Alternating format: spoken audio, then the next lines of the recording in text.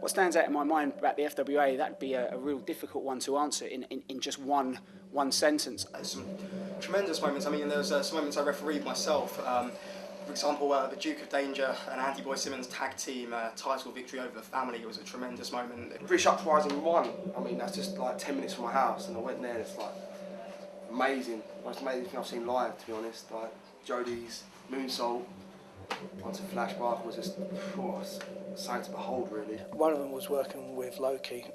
You know, that match for me was definitely one of my highlights. I always remember because we legitimately went full contact on each other. I think most people would probably say the most memorable moments would be any of Doug's matches and Burchill's debut. You know, he opened a lot of eyes that day, and subsequently it's led to a lot of big things for him. I would say Revival, Crystal Palace Indoor Arena, that being live on national radio and broadcast on television. Us getting a television deal. I would say Jodie Fleisch jumping off the balcony as the crescendo of the first Uprising show at York Hall, Bethnal Green. Our first arena show, which was British Uprising 3. Probably the big crowds that I never got put out in front of, never got my opportunity in front of. What I do know is that they were a big influence to me when it came to the way they were presenting their shows, the way they were putting on the whole entranceway, and in particular the way they were showing their guys and training their guys how to use cameras. I mean, that made genuine stars of people like Johnny Storm and Jodie Fleisch and the other people who never had that opportunity before. Yeah, your boy was the All England champion. For me, back then, that was the first belt that I ever won, and to be honest with you, it was like, for me, it's one of my most important moments that hold close for me, you know what I mean? The thing with the FWA was it's like the first sort of promotion in Britain to kind of like market itself like as a group, like FWA, because all the promotions before obviously was like joint promotions and that, but it wasn't like, no one really cared, you know, it was just like wrestling. My match with Jodie at Uprising 1, you know, we had to go and follow Johnny Storm and AJ Styles, and I thought, oh, here we go, how do you top that?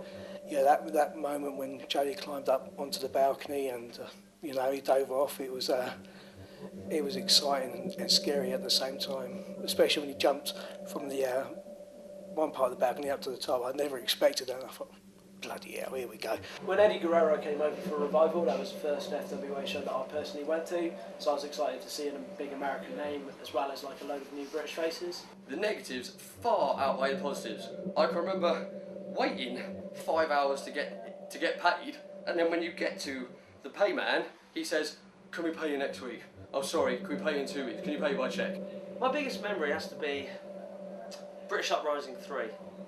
That was the match where the fans really got to see how good RJ Singh was. The debut of Burchill, that was the first, you know, real homegrown. There was other homegrown British stars, but that was the first one that had a real fuss created about him. Duke and Simmons winning the tag belt stands out in my mind. The stuff I did with Danny Williams, which got a lot of national newspaper headlines. We had Doug Williams, who fought challengers from all around the world, including people like Jerry Lynn and even Eddie Guerrero. Professionalism, it was a massive project that they ran. They literally took over British wrestling. Stands out in my mind is Spud winning the Next Generation three-way dance at British Uprising 3, pissing all over what Ross Jordan and Aviv Moyan had to offer. It was only my second match in the FWA. Jobbers!